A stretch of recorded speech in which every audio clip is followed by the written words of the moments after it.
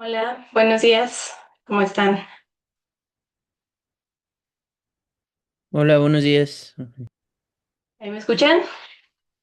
Sí, se escucha. Perfecto. Bueno, pues vamos a dar inicio a la sesión del día de hoy. Espero que en un ratito más se vayan conectando el resto de sus compañeros porque tenemos poquito tiempo y muchas cosas que revisar.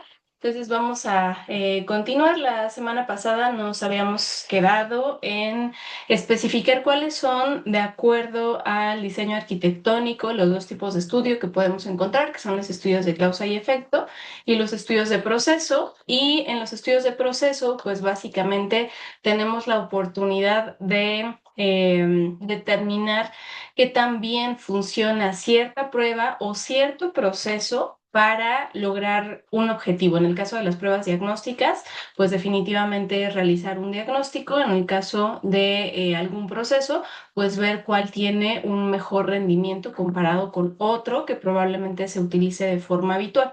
Entonces, si yo les preguntara cómo se realiza generalmente un diagnóstico, ¿ustedes qué me responderían? Whitman. Pues lo realizamos de forma secuencial, primero con alguna sospecha acerca de cuál es el diagnóstico a partir de los datos clínicos del paciente y posteriormente utilizando algunos estudios de diagnóstico para llegar más fácilmente. Justo, ¿no? Entonces, primero tenemos la sospecha diagnóstica, después realizamos una prueba que consideramos de utilidad para confirmar o descartar ese diagnóstico que inicialmente pues hemos considerado. Y de eso depende el rendimiento diagnóstico de una prueba diagnóstica al momento de utilizarla, de qué tan bien realice su trabajo, que es definir pues finalmente la condición de salud o enfermedad del paciente. Entonces, hoy nos vamos a centrar en hablar de los aspectos teóricos de los estudios de proceso, los estudios de prueba diagnóstica, como también los pueden encontrar en los textos. Y pues vamos a principalmente tocar aspectos importantes respecto a pues cuáles son esas medidas que utilizamos para evaluar el desempeño diagnóstico de una prueba.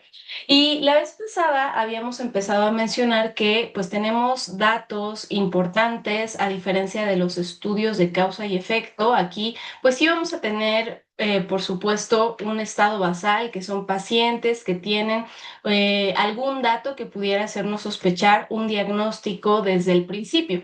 Esa información de entrada pues son precisamente esos signos, esos síntomas, la prevalencia de la enfermedad que a través de un estudio de proceso, un estudio de prueba diagnóstica, finalmente podemos definir como este estado de presente ausente en la mayoría de los casos. Vamos a hablar de que los estudios de prueba diagnóstica en general se catalogan de esta manera, pero en algunas ocasiones pues también tienen un punto de corte específico para variables particularmente cuantitativas.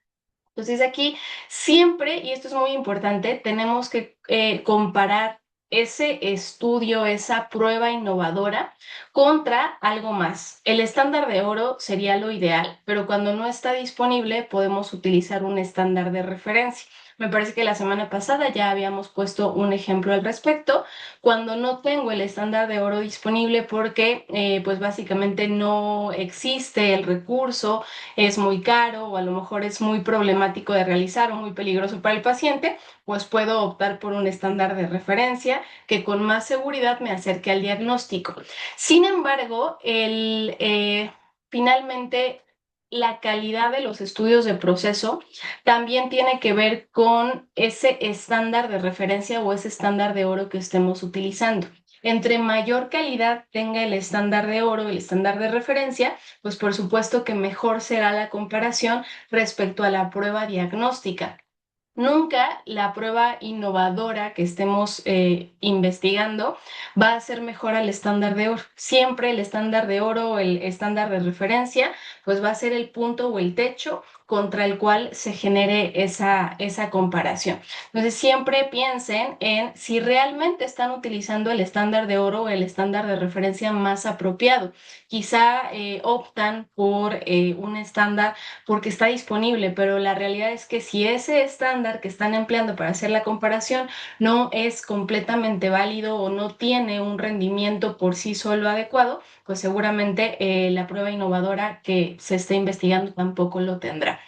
¿Cuándo optamos por estudios de proceso o estudios de prueba diagnóstica? Pues cuando esta prueba innovadora ofrece algún riesgo comparada con el estándar de referencia. Si no tengo ningún beneficio, la realidad es que pues esta validez externa podría quedar un poco en duda. Puede ser que sea más barata, que disminuya los riesgos potenciales a los que estoy exponiendo al paciente y, por supuesto, que me permita tomar decisiones de manera más rápida y con un valor clínico contundente, siempre considerando que el punto crítico de todos los estudios que nosotros realicemos va a ser el paciente, qué tanto lo podemos aplicar verdaderamente en la clínica y cómo eso va a modificar pues el pronóstico que finalmente queremos nosotros evitar o mejorar. Y los estudios de prueba diagnóstica nos permiten varias cosas. Primero, establecer la presencia de salud o enfermedad. ¿Algún ejemplo de una prueba diagnóstica que les permita hacer esto? Así, muy rápido, de sus servicios, de forma cotidiana. Por ejemplo, la tomografía para el diagnóstico de una apendicitis.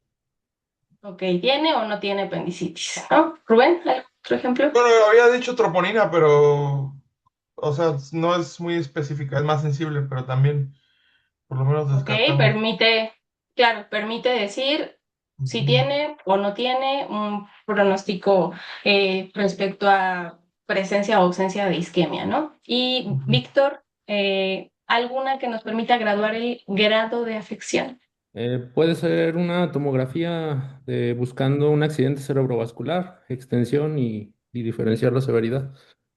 Ok, podría ser otro ejemplo clásico, pues la creatinina, ¿no? Ahí nos podemos también permitir definir qué tanta afección existe de manera tal vez indirecta en el compromiso renal. Y la mayoría de de estas pruebas lo que hacen en realidad es evaluar matemáticamente, cuantificando lo observado, tanto el grado de eficacia como la certidumbre en la práctica clínica. Si ustedes van a realizar un estudio de proceso o prueba diagnóstica, sí o sí tienen que cumplir ciertos criterios. Primero, seleccionar tanto casos como testigos, es decir, tendrán que incluir pacientes sanos también. Y en este contexto, tenemos que considerar que a todos los pacientes que incluyamos o a todos los participantes que se incluyan en un estudio de prueba diagnóstica, se les tendrá que realizar tanto el estándar de referencia o el gold estándar como la prueba innovadora. Eso es algo que a veces limita los estudios de proceso porque pues a un paciente sano probablemente no le vaya yo a realizar una biopsia. Y por supuesto que eso hace la diferencia entre qué tan realmente plausible es hacer este tipo de estudios. Además, dentro de los casos, tenemos que incluir todo el espectro de severidad de la enfermedad. Probablemente una radiografía en etapas tempranas de cáncer pulmonar, pues no sea un método diagnóstico adecuado. En etapas tardías probablemente me dé mucha más información. Aquí entonces tengo que considerar desde casos que puedan estar incluso asintomáticos hasta pacientes que tengan el espectro completo de manifestaciones respecto a la enfermedad. Y a diferencia de lo que hacemos en la clínica, donde siempre decimos, no, pues compara lo que estás obteniendo, el resultado de esta prueba diagnóstica con el cuadro clínico, los antecedentes, etcétera, los estudios de proceso se caracterizan por tener que interpretarse a ciegas y por expertos. Yo tengo que asegurarme de que realmente el que genere esta conclusión respecto a es positivo o negativo, pues es un experto en el área. Y esta es la razón por la que muchas veces se utilizan más bien estudios pues que traten de ser lo más objetivos posible, sobre todo como estándar de oro o estándar de referencia, pero pues eso dependerá también de quién esté generando la interpretación. Entonces, estos son criterios de calidad muy importantes que se deben de cubrir.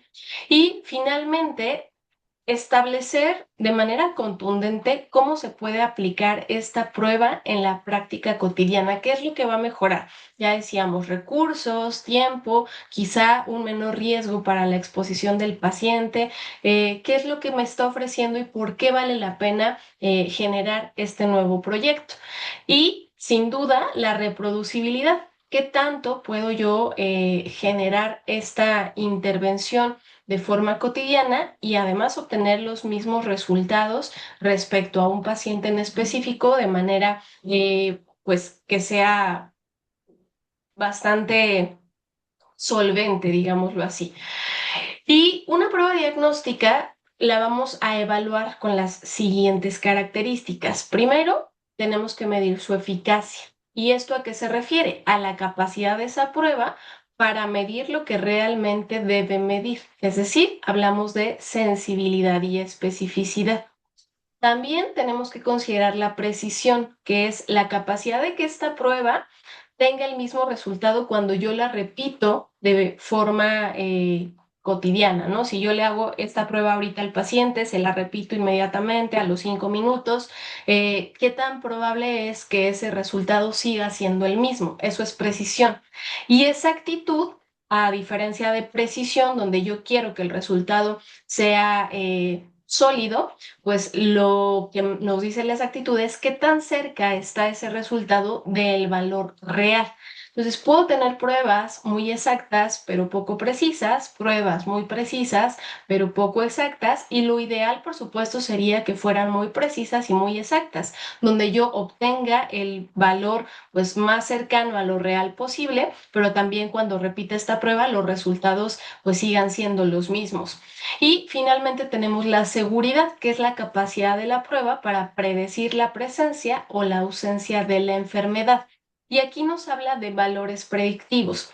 De entrada, tenemos que empezar a considerar diferencias entre sensibilidad y especificidad y valores predictivos. Al principio puede ser un poco confuso, pero una manera relativamente sencilla de poder aterrizarlo mejor es considerar que la sensibilidad y la especificidad parten del conocimiento de si el paciente tiene o no tiene la enfermedad para poder determinar qué tan probable es que tenga un resultado positivo o negativo en la prueba, mientras que los valores predictivos parten en realidad del resultado de la prueba para poder definir el estado de salud y enfermedad o enfermedad de los pacientes. En la práctica cotidiana, yo sé que muchas veces decimos, es que esta prueba es altamente sensible o altamente específica, pero no siempre la sensibilidad y la especificidad van a medir realmente si un estudio tiene la capacidad para darnos la información que necesitamos. Los valores predictivos pueden ser mucho más útiles en la práctica cotidiana que solamente medir de forma aislada la sensibilidad y la especificidad. Y también vamos a hablar de otros términos que son las razones de verosimilitud, que complementan finalmente todos estos términos de acá, la eficacia, la precisión, la exactitud y la seguridad, y que son los que nos van a permitir también decidir cuándo una prueba modifica o no de manera significativa la probabilidad preprueba que inicialmente se había considerado.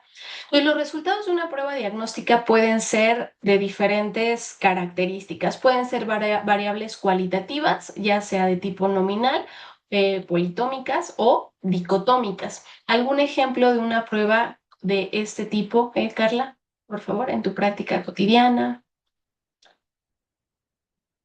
Variables cualitativas. El sexo, femenino, masculino. Sí, pero una prueba diagnóstica que se Perdón. realice y cuyo resultado sea cualitativa, nominal o dicotómica. Mm, nominal o dicotómica.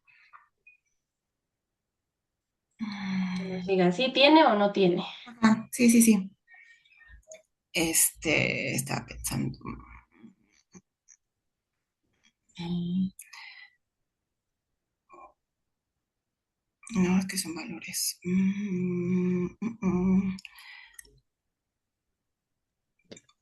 En una ¿En qué endoscopía. áreas?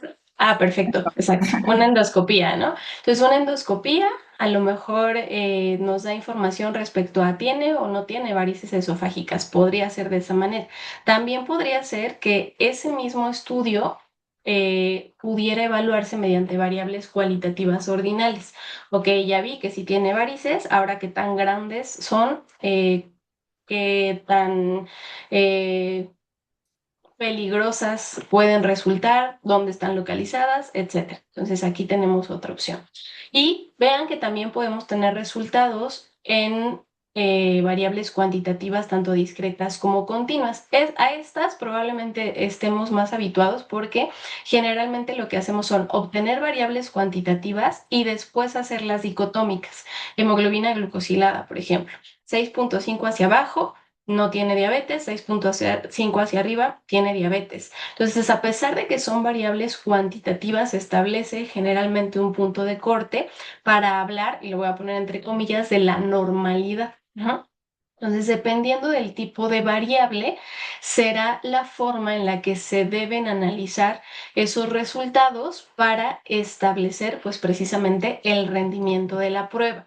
Ahorita nos vamos a centrar inicialmente en variables cualitativas dicotómicas. Después vamos a hablar, y en los siguientes semestres también lo van a abordar con más profundidad, de qué sucede con las variables cualitativas ordinales, las cuantitativas tanto discretas como continuas, que pues prácticamente requieren una curva ROC para poder establecer ese punto de corte y definir pues cuál es el rendimiento en un contexto clínico.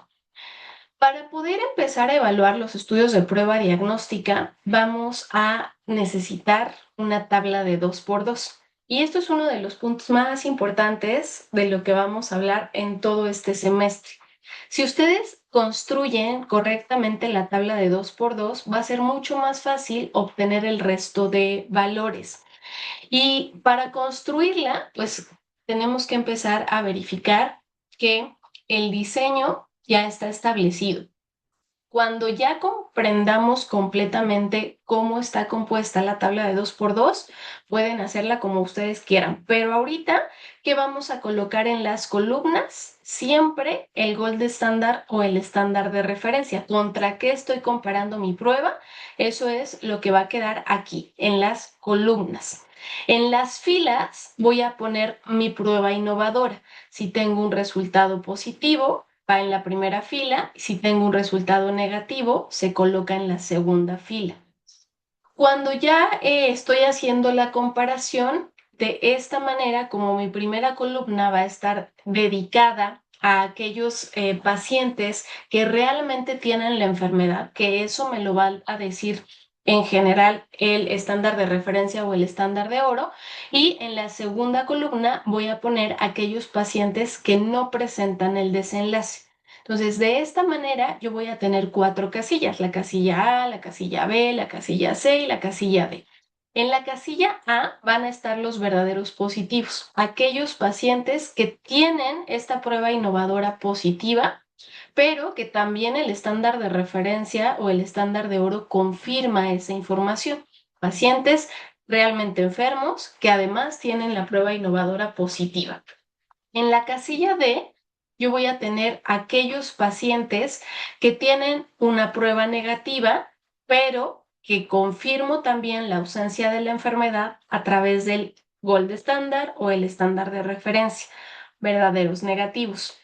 En la casilla B voy a tener pacientes que tuvieron un resultado positivo en la prueba innovadora, pero que el estándar de oro me dice que realmente no tienen la enfermedad. Estos son falsos positivos. Y por último, en la casilla C, tengo aquellos pacientes que tuvieron un resultado negativo en la prueba que estoy investigando, pero positivo respecto al estándar de oro. Quiere decir que se catalogan como pacientes que tienen la enfermedad. Entonces, de esta manera integro estas 4 posibilidades: verdaderos positivos, falsos negativos y verdaderos negativos. ¿Qué quisieran que tuviera una prueba de forma ideal en estas casillas? dónde tendríamos que tener la mayor cantidad de pacientes y dónde la menor cantidad de pacientes. Whitman, ¿qué opinas? Pues la mayoría de los pacientes deberían de ser verdaderos positivos. Queremos que la muestra Ok. diagnostique la enfermedad. ¿O qué otra característica necesitaríamos, Rubén? Verdaderos negativos, hay de. Exacto. Entonces necesitamos que las pruebas tengan una alta probabilidad de identificar realmente a los que están enfermos, pero también que descarten a los que no tienen la enfermedad. Y cuando yo hablo de estos dos criterios, verdaderos positivos y verdaderos negativos, ¿de qué concepto de los que mencionábamos hace un ratito estaremos hablando? Eh, Víctor. El valor predictivo, Pueden ser valores función, predictivos, pero de estos que tenemos aquí, precisión o exactitud. es exactitud. Exacto. Esto nos habla de exactitud, ¿ok? Entonces necesito que estas pruebas sean lo más exactas posibles y la manera en la que yo lo voy a evaluar es a través de qué tan bien identifican a los verdaderos enfermos y qué tan bien descartan a los verdaderos negativos. Si yo tengo una alta tasa de falsos positivos y de falsos negativos, por supuesto que el valor de verdaderos positivos y verdaderos negativos va a disminuir y eso hace que esta prueba pues sea o tenga un menor rendimiento diagnóstico. Respecto a esta tabla, también podemos encontrar y determinar otros parámetros. ¿Qué otro parámetro, Carla, podríamos determinar a partir de esta tabla de 2x2? La especificidad y la sensibilidad. Ok, sensibilidad, especificidad. Ya Víctor nos dijo, valores predictivos, positivos, negativos. De aquí salen también las razones de verosimilitud, de las cuales hablaremos en un momento más. Pero otro punto y otro parámetro que podemos determinar es la prevalencia de la enfermedad. ¿Cómo podríamos calcular la prevalencia de la enfermedad?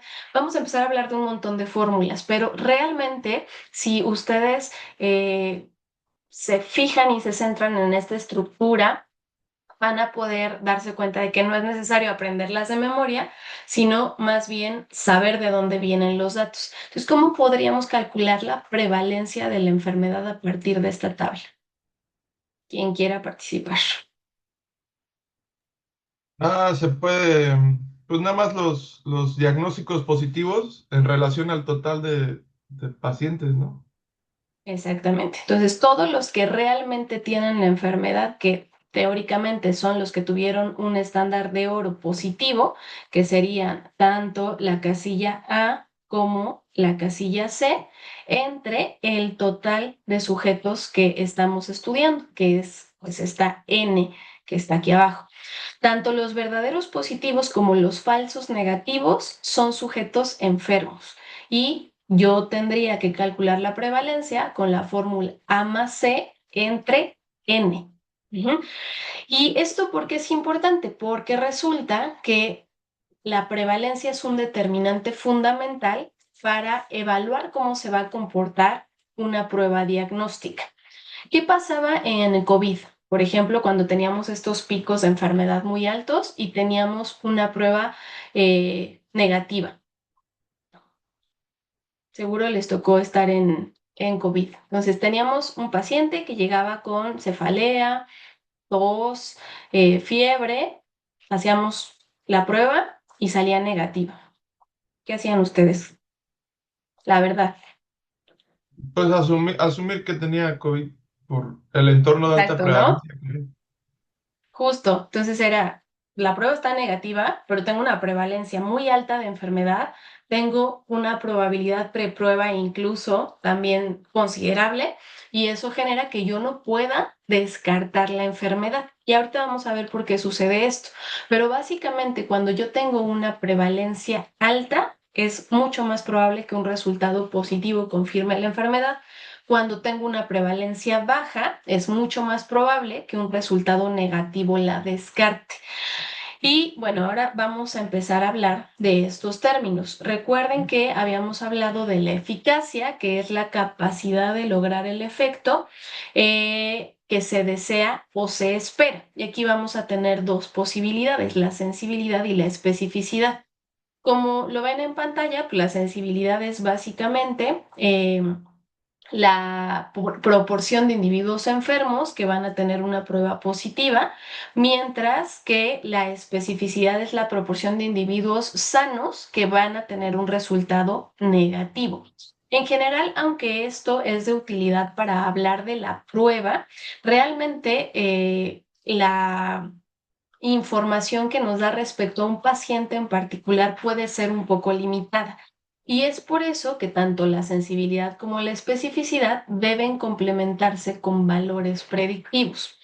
Cuando tengo una alta especificidad, un resultado positivo prácticamente confirma el diagnóstico, mientras que cuando tengo una alta sensibilidad, un resultado negativo descartaría el diagnóstico. ¿Por qué pasa esto?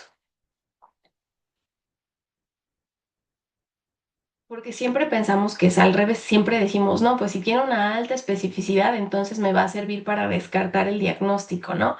Y si tengo una alta sensibilidad, me va a servir para confirmarlo. Y aquí vemos que no. Incluso hay algunos acrónimos que podemos utilizar para recordarlo. Están en inglés, en español podrían ser estos, SENDES y SPIN.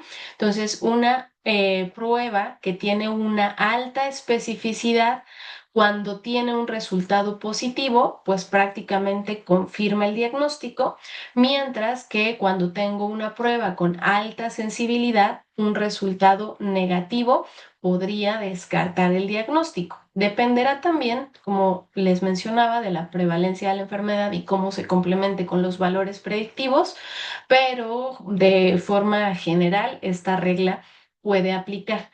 ¿Por qué sucede esto? Bueno, porque resulta que la especificidad es el complementario de falsos positivos y la sensibilidad es el complementario de falsos negativos. Si yo tengo una sensibilidad muy elevada, la probabilidad de tener falsos negativos va a ser muy baja y por ende, cuando tenga un resultado negativo, pues tendría que asumir que es un verdadero negativo. En el caso de la especificidad, cuando yo tengo una especificidad muy alta, sé que la tasa de falsos positivos va a ser bajita. Y entonces, cuando encuentro un resultado positivo, prácticamente puedo decir que el paciente pues tendría ese diagnóstico, ¿ok? Entonces, esto es algo importante, que tanto la sensibilidad como la especificidad son complementarios de las tasas de falsos positivos y de falsos negativos respectivamente. Vamos a empezar a calcular ahora todos estos parámetros: sensibilidad, especificidad, tasa de falsos positivos y negativos. Aquí ven las fórmulas, pero les repito, el objetivo no es que nos aprendamos las fórmulas, sino que podamos definir de dónde viene la información. Hasta aquí, dudas, preguntas, comentarios, quejas, reclamos. ¿Vamos bien? Ok. Nos bien. Entonces, para hablar de sensibilidad y especificidad, ¿qué consideran ustedes que tengo que utilizar? ¿Filas o columnas? Recuerden que sensibilidad y especificidad van del conocimiento de la enfermedad al resultado de la prueba. Columnas. Columnas, exacto. Entonces vamos a utilizar para sensibilidad nuestra primera columna y para especificidad nuestra segunda columna. ¿Qué voy a evaluar con la sensibilidad? Pues qué tantos pacientes que realmente estuvieron enfermos tuvieron una prueba positiva, mientras que con la especificidad lo que voy a medir es qué tantos pacientes sanos tuvieron un resultado negativo. Y de ahí vienen las fórmulas. Yo, para calcular la sensibilidad, voy a dividir los verdaderos positivos entre el total de sujetos que están con un resultado positivo. Para especificidad, lo que voy a determinar es los verdaderos negativos entre el total de pacientes que no tuvieron la enfermedad. ¿Qué es lo que yo esperaría o el ideal? Pues evidentemente que estos valores se acercaran a 100%, que tuviéramos sensibilidades y especificidades altas. Pero aquí va a depender mucho de cuál es el objetivo de mi prueba. Si es una prueba de escrutinio, tendrá que tener características diferentes a si yo necesito una prueba confirmatoria. Entonces, sensibilidad A entre A más C, especificidad D entre B más D. Y lo que utilizo son las columnas. Para la tasa de falsos positivos y de falsos negativos, pues es prácticamente lo inverso de la sensibilidad y la especificidad, y por eso una manera en la que podemos calcularlo fácilmente es uno menos especificidad y uno menos sensibilidad para la tasa de falsos positivos y de falsos negativos respectivamente. Pero si voy a utilizar esta tabla de 2 por 2, pues también voy a utilizar las columnas, pero en lugar de considerar los verdaderos positivos y los falsos negativos, lo que tengo que tener en cuenta son los falsos positivos, que es la casilla B en el caso de tasa de falsos positivos, entre el total de pacientes que realmente no tenían la enfermedad. Para la tasa de falsos negativos, consideraré la casilla C, falsos negativos, entre el total de sujetos que realmente sí estaban enfermos. Y aquí lo que yo esperaría es que tuviéramos resultados bajitos. Entre más altas las tasas de falsos positivos o falsos negativos, pues menor es el rendimiento de la prueba diagnóstica. ¿Ok? ¿De esto, preguntas, No, todo bien. Carla? No. ¿No? Muy bien. Entonces aquí vamos a tener nuestro primer ejemplo.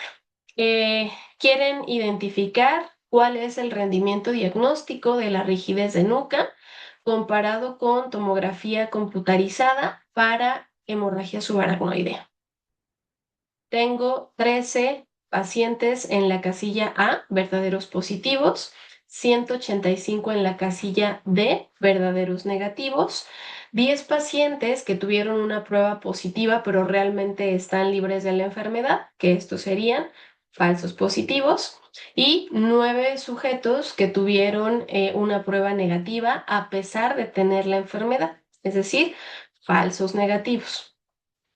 Whitman, ¿qué quieres calcular primero? La sensibilidad Sensibilidad. Fórmula. es A Ujú, entre A más C. perfecto. Es decir, 13 entre 22. ¿Cuánto les da? Punto Saquen su 50. calculadora. Vamos haciéndolo juntos. 0.59. 0.59. Y si lo multiplicamos por 100, esto nos da una sensibilidad de 59%. ¿Cómo podríamos traducir esto, Whitman? ¿Qué dirías? Solo con la sensibilidad. Que de 100 pacientes que están enfermos, 59 salen positivos con la prueba. Exacto. Eso es suficiente para solo utilizar la rigidez de nuca para, en este caso, confirmar o descartar un diagnóstico. No, porque deja pasar a 41 que realmente tienen la enfermedad. Muy bien. Ok. Ahora, Rubén, ¿qué quieres calcular?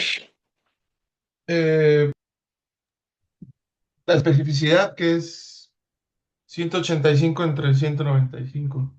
O sea, D entre B más D. Y sale Entre D no, más B. Ajá. y es igual a Sí. 185 entre 195. Y es Ajá, ¿y eso igual cuánto nos dio? a punto 94. Punto 94. ¿Cómo lo Ajá. interpretaríamos? De todos los pacientes enfermos, 94% tenía rigidez de nuca. Mm, Todos los pacientes enfermos, 94% tenían rigidez de nuca. No, estoy más despierto. A ver.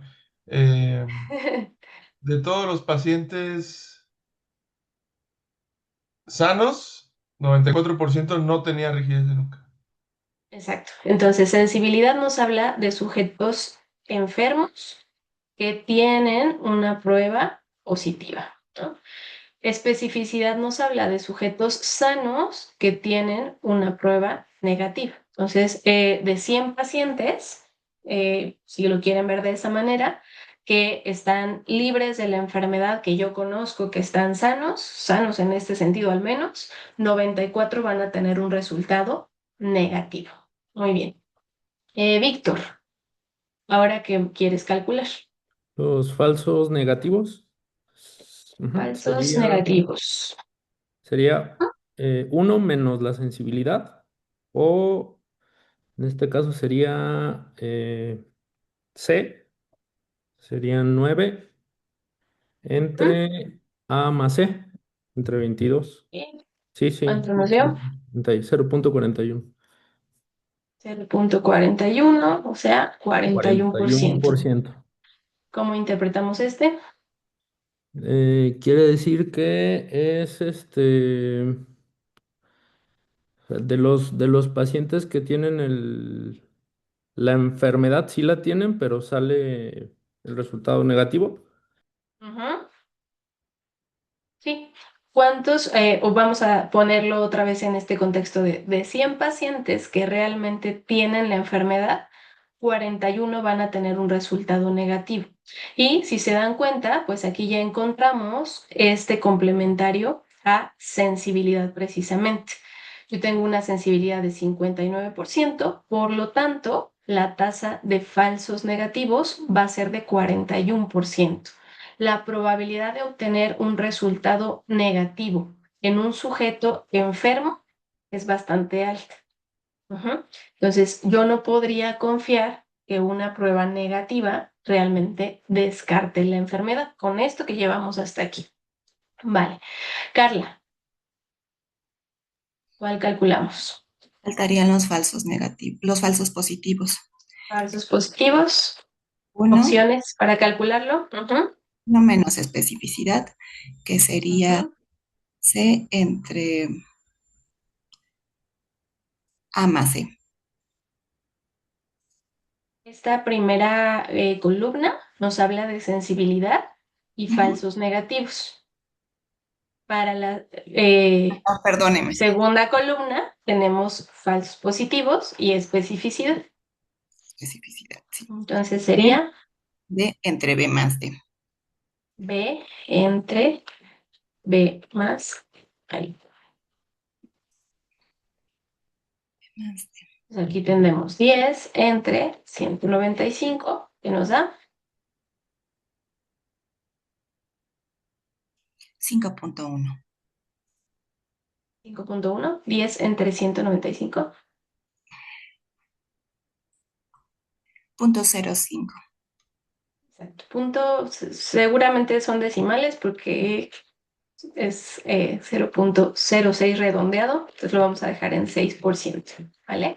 Entonces aquí tengo una probabilidad de obtener un falso positivo de 6%. Ajá. ¿Nos falta o podemos hasta aquí calcular algún otro dato? Pues podríamos calcular también ya el valor predictivo positivo y negativo. Sí, pero todavía no llegamos hasta Ah, allá. Ahorita lo vemos. Pero con lo que hemos visto hasta aquí, yo sé que ustedes ya lo saben calcular, pero con lo que hemos visto hasta aquí, ¿qué otro parámetro podríamos evaluar? De hecho, la, podríamos pre- evaluar dos la cosas prevalencia más. Prevalencia, ¿cómo la calculamos? sería el total de A más C entre 217, que es la N. La N, vamos a Ujú. ponerla N. Entonces, 22 entre 217, ¿cuánto les dio?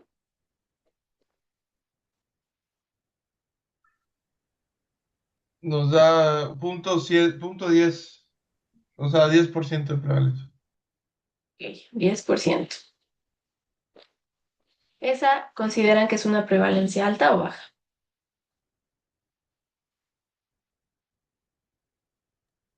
Es que pues yo diría que es alta porque la prevalencia de la enfermedad en general es menos, mucho menos que eso. O sea, comparado con ¿Ok? la prevalencia eh, Entonces, para esta general, muestra, a mí me parece probablemente que es alta. la prevalencia sería más alta que en la población general, ¿no? Pero podríamos encontrar poblaciones donde la prevalencia todavía sea mayor. Entonces vamos a dejarlo ahí, ya después compararemos si es una prevalencia alta o baja y qué otro dato podríamos obtener de lo que hemos visto hasta aquí. Uno más de todos esos términos que empezamos a mencionar.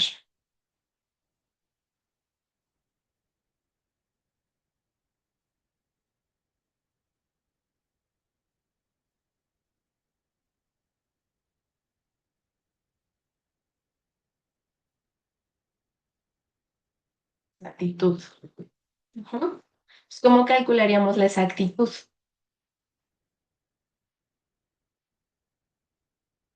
Veamos, yo lo que quiero es que esta prueba sea exacta, que mida realmente a los sanos y a los enfermos.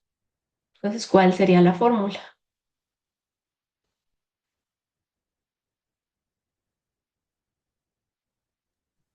No sé. A más de entre N, ¿no? A más D entre N. Perfecto.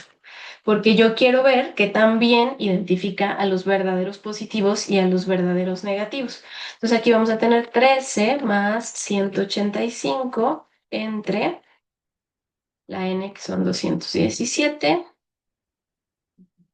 y esto nos da 85 entre 0,91.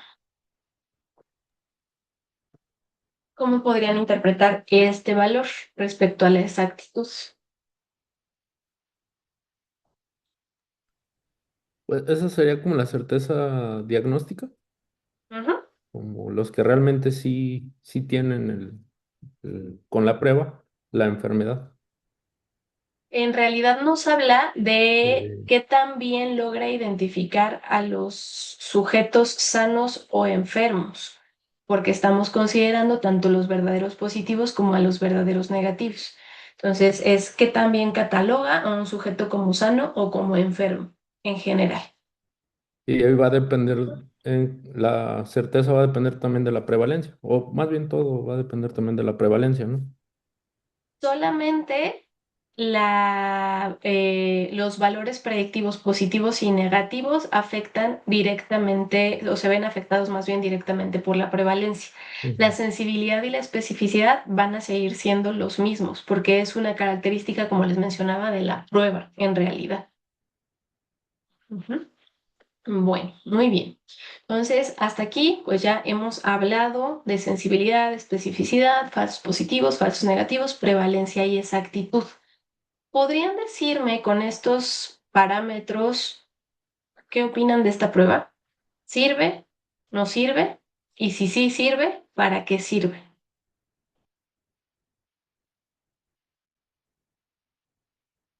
Y me voy a regresar un Es que, poquito o sea, a para esta diapositiva de aquí. sirve para confirmar la enfermedad por su alta especificidad, pero no la puede Entonces descartar. tengo justo, ¿no? Tengo una alta especificidad, lo cual se traduce en una muy baja tasa de falsos positivos. Cuando yo tengo un resultado positivo, pues prácticamente eso me ayudaría a confirmar la enfermedad. Pero tener un resultado negativo en este contexto no me permite descartar. Entonces, para eso serviría esta prueba en particular bajo estas características y estas condiciones. ¿No? Ahora vamos a hablar de los valores predictivos que tienen que ver con la seguridad de la prueba. Perdón, Entonces, doctora. sí, La sí, sí. exactitud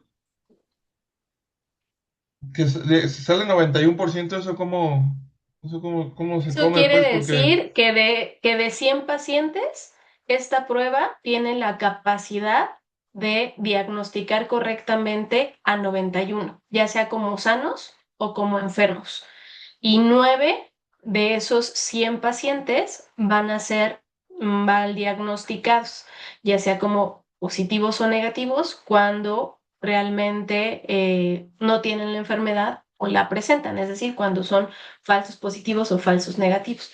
Entonces, esa exactitud me dice que esta prueba tiene una capacidad de diagnosticar correctamente como sanos o como enfermos al 91% de los sujetos en los que yo la aplique. Ok, Muy bien.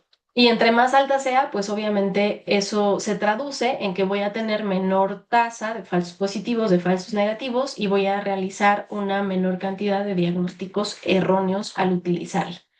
Ahora, hablemos de la seguridad, valores predictivos positivos, valores predictivos negativos. Esto básicamente es ir desde la prueba, del resultado de la prueba, hacia la probabilidad de que el paciente tenga o no tenga una enfermedad. Valor predictivo positivo sería la probabilidad de que un paciente con una prueba positiva realmente tenga la enfermedad, mientras que el valor predictivo negativo sería la probabilidad de que un paciente con una prueba negativa esté libre del desenlace. Los valores predictivos positivos sí están directamente relacionados con la prevalencia.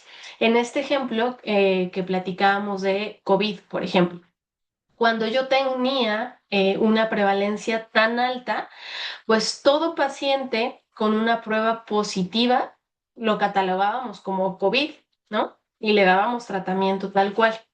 Si ahorita me llegara un paciente con tos, fiebre, cefalea, le hiciera una prueba y tuviera también un resultado positivo, pues la realidad es que podríamos llegar a considerar que es COVID, pero también podríamos decir, pues a lo mejor es algún otro bicho que le está generando los síntomas y este resultado en realidad es un falso positivo, ¿no?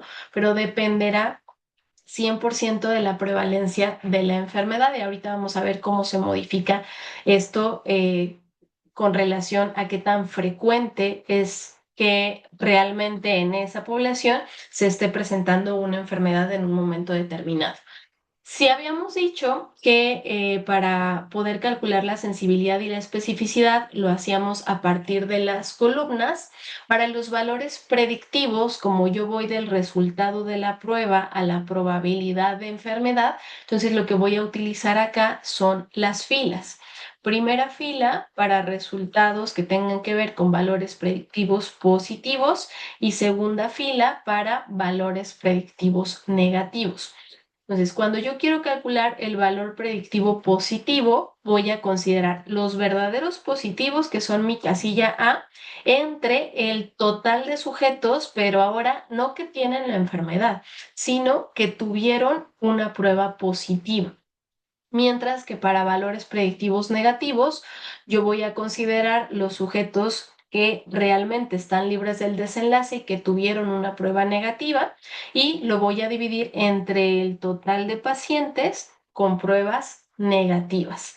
Entonces, de esta manera, ahora sí tengo toda la información para decidir si una prueba es de utilidad, cuál es su rendimiento diagnóstico y cuál es la utilidad clínica que yo le puedo otorgar. Entonces aquí ya tenemos sensibilidad, especificidad, valores predictivos, positivos, negativos, falsos positivos, falsos negativos. Tenemos también la prevalencia y pues finalmente con eso construimos el rendimiento diagnóstico y dependen completamente de la enfermedad. Vamos a ver este otro ejemplo, también rigidez de nuca, tomografía de cráneo y tenemos 130 sujetos verdaderos positivos, 165 verdaderos negativos, 10 falsos positivos y 90 falsos negativos. Calculemos valores predictivos. Whitman, valor predictivo positivo. El valor predictivo positivo sería A sobre A más B. Entonces sería 130 Ajá. sobre 140. ¿Cuánto nos da? 140. 0.92. 92. Ok, 0. .928, o sea, 92.8% de valor predictivo positivo. Ujú. Valor predictivo negativo, Rubén. El valor práctico negativo sería 165 entre 165 más 90. Ujú. Y esto nos da 64.7%. Bueno, 0.647. ujú, o sea, 64.7%. Perfecto. Víctor, ¿cómo interpretamos este valor predictivo positivo? El valor predictivo positivo sería que el 92.8% de los que tienen prueba positiva sí tienen la enfermedad. ¿Ok? Y Carla, valor predictivo negativo. Al contrario, que 64% no tiene la enfermedad. 64.7% de quiénes. ¿De sujetos sanos o enfermos? ¿O con prueba o sin prueba? Ya, Positiva o negativa. A ver, complementalo. Valor predictivo negativo son, aquellos pacientes que, valor predictivo negativo, aquí que se- acuérdense, vamos de la prueba a la enfermedad. no tienen Entonces, la de los enfermedad, ¿no? pacientes que tienen una prueba negativa, Negativo, no el tienen. 64.7% no van a tener la enfermedad. Ajá. Ok. ¿Y esto cómo nos ayudaría a determinar la utilidad de esta prueba? Con valor predictivo positivo y negativo, aquí, Whitman, ¿qué me dirías? ¿La uso? ¿No la uso? ¿Para qué la uso? Sí es bastante efectiva porque detecta a los pacientes que con una prueba positiva van a tener la enfermedad al 92 Exacto, de... ¿no? Entonces, esta prueba sirve para confirmar la enfermedad. Cuando yo obtengo un resultado positivo, la probabilidad de que realmente tengan el desenlace es muy alta, 92.8%. Entonces, esa sería la utilidad de esta prueba diagnóstica en particular. Déjenme pasar a la siguiente diapositiva. Entonces, vean aquí. Tengo una sensibilidad de 59%, una especificidad de 94%, un valor predictivo positivo, perdón, de 93%, que es el que ustedes me habían dado, un valor predictivo negativo de 65% y además aquí tengo una prevalencia ya no de 11% como hace rato, sino de 56%. Quiere decir que a una prevalencia de 56%, cuando yo tengo un resultado positivo, básicamente puedo confirmar la enfermedad. ¿Por qué? Porque tengo una especificidad muy alta de 94%, lo que me diría que la probabilidad de obtener un resultado falso positivo es solamente del 6%. Ujú. Entonces, con esto yo asumo que esta prueba me sirve para confirmar la enfermedad, pero no para descartarla. Si obtengo un resultado negativo, tengo un 65% solamente de probabilidades de que el paciente realmente no tenga la enfermedad, con una sensibilidad del 59% y una tasa de falsos negativos de 41%. Entonces, ¿puedo confirmar en los que lo tienen? Sí, pero no puedo descartar en los que no tienen rigidez de nuca. ¿Ok? Hasta aquí, dudas, preguntas, comentarios, se nos ha acabado el tiempo. Sí, si usamos la tablita anterior de 13, 10, 9 y 185, ¿Mm? el valor predictivo positivo sale muy bajito, en 56%, o sea, es que, a ver, la especificidad alta decíamos que confirmaba la enfermedad, ¿verdad? Y Ajá. sin La embargo, especificidad alta confirma la enfermedad cuando tengo un resultado positivo. pero sin embargo, en la tabla anterior, el valor predictivo positivo es de 56%, si lo Porque la calculamos en prevalencia esa. aquí Por la es de prueba. 11. Ajá. Entonces, pues realmente, pues, Vamos a Pues es seguir que si no hablando de esto conocemos la siguiente semana. la prevalencia de los estudios y la prevalencia en nuestro hospital, pues es muy difícil usar esto pues, para la práctica, ¿no? Diaria. Exacto. Entonces, por eso, la semana siguiente lo que vamos a ver es teorema de Bayes, para ver cómo a diferentes prevalencias yo puedo utilizar la información de una prueba y aplicarlo a mi población. Ujú. Entonces, hasta aquí vamos. Sensibilidad, especificidad no cambian con la prevalencia, son características de la prueba. Valores predictivos positivos y valores predictivos negativos cambian con la prevalencia de la enfermedad. Básicamente lo que me van a decir es, cuando yo tengo prevalencias altas, voy a incrementar el valor predictivo positivo y obtener un resultado positivo, básicamente me ayuda a confirmar la enfermedad. Cuando tengo prevalencias bajas, voy a incrementar la probabilidad, pero de obtener, más bien, voy a incrementar la probabilidad de que cuando tengo un resultado negativo, realmente ese paciente esté libre de la enfermedad. Ujú. Entonces, por eso los valores predictivos se modifican con la prevalencia. Y precisamente para adaptar esos estudios que están hechos en otras poblaciones con otras prevalencias, tenemos algunas herramientas. Vamos a hablar la semana que entra de teorema de Bayes y vamos a hablar de razones de verosimilitud y también de cómo podemos calcular la probabilidad post-prueba a partir de las razones de verosimilitud. ¿Ok? Bueno, por esta ocasión no van a tener tarea porque no vamos a terminar todavía la teoría, pero vayan revisando estos términos. Entre más se vayan acercando a ellos, probablemente más sencillos se vuelvan. Y un ejercicio es, con alguna prueba diagnóstica que ustedes utilicen todos los días, vayan, busquen su sensibilidad, su especificidad, los valores predictivos positivos, negativos, la prevalencia en su población para verificar si realmente se utiliza de manera general para el objetivo para el que está diseñado. ¿Vale? Bueno, muy bien. Pues nos vemos la semana que entra. Vamos a quedarnos con esta duda en el tintero para que la podamos resolver a más detalle con lo que nos falta por revisar de este tema. Y nos vemos entonces el martes. Tienen en Classroom algunas, ¿no es cierto? Sí, en Classroom tienen ya algunos artículos respecto a este tema para que también les sean de utilidad. Que les vaya muy bien. Los dejo para su siguiente clase. Nos Ay, vemos el...